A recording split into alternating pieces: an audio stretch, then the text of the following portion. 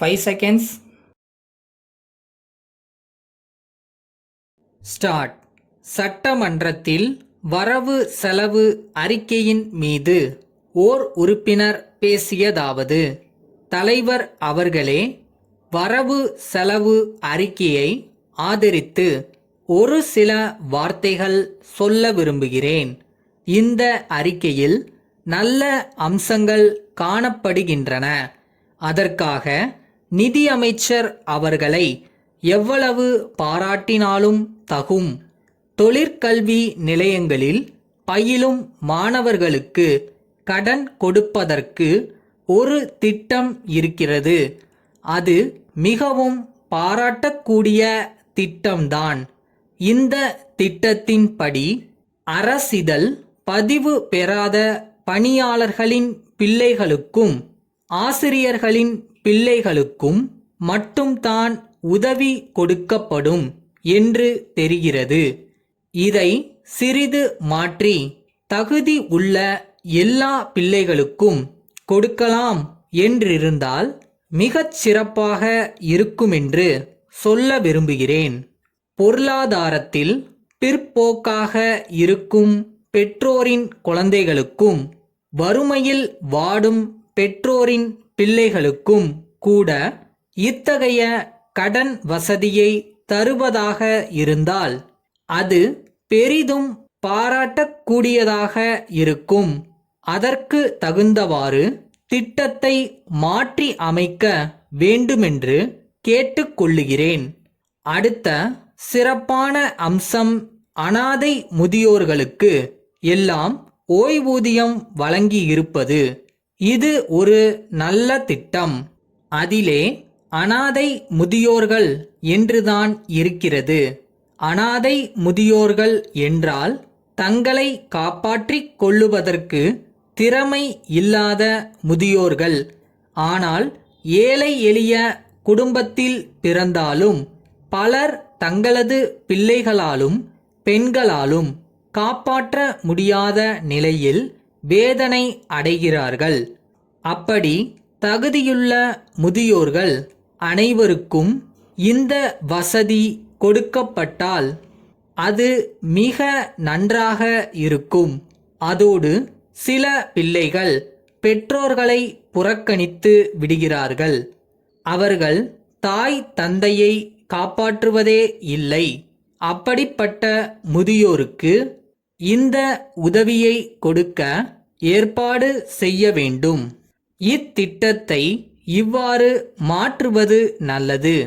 அடுத்து, இந்த நிதிநிலை அறிக்கையில் குழந்தைகள் பள்ளி ஏற்படுத்தி நடத்தப்படும் என்று கண்டிருக்கிறது. 2 to 5 வயது வரையுள்ள குழந்தைகளுக்கு உதவி செய்யும் திட்டம் இது. நம் நாட்டில் இக்கல்வி முறை இல்லாமல் இருந்தது.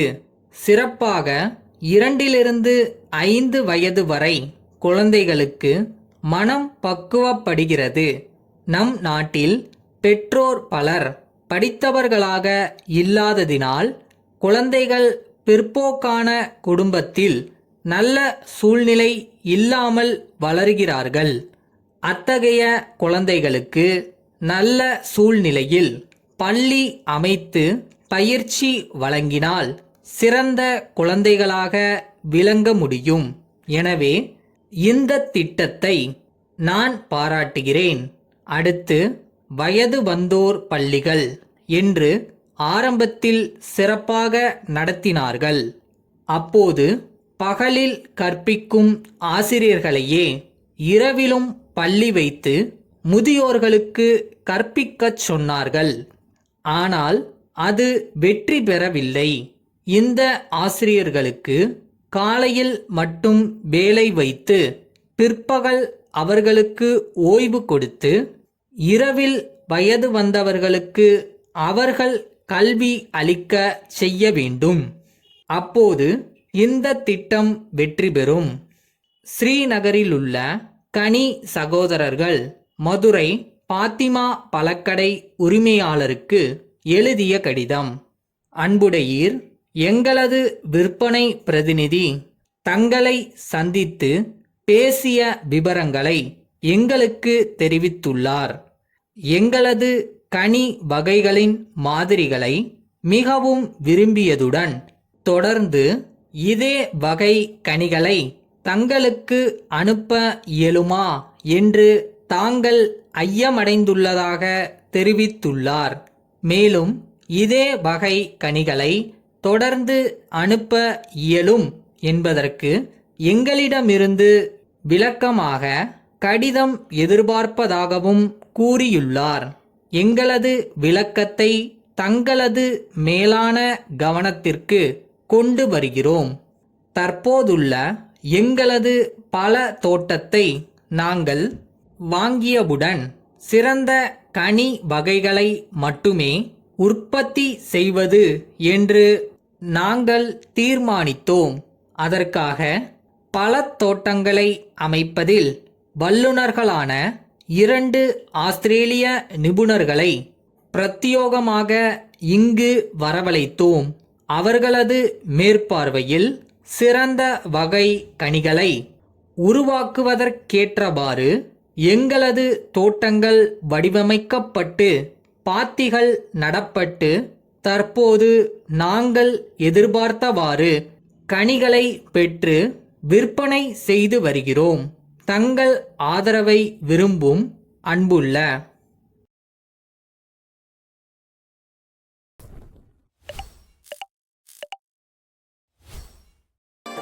ஜெயிக்கிறோமோ தோக்குறோமோ ஃபர்ஸ்ட் அது கூட சண்டை போடணும்னு ஒன்று இருக்கு. ஸோ ட்ரை பண்ணுங்க, தட்ஸ் மோர் இம்பார்ட்டன்ட்.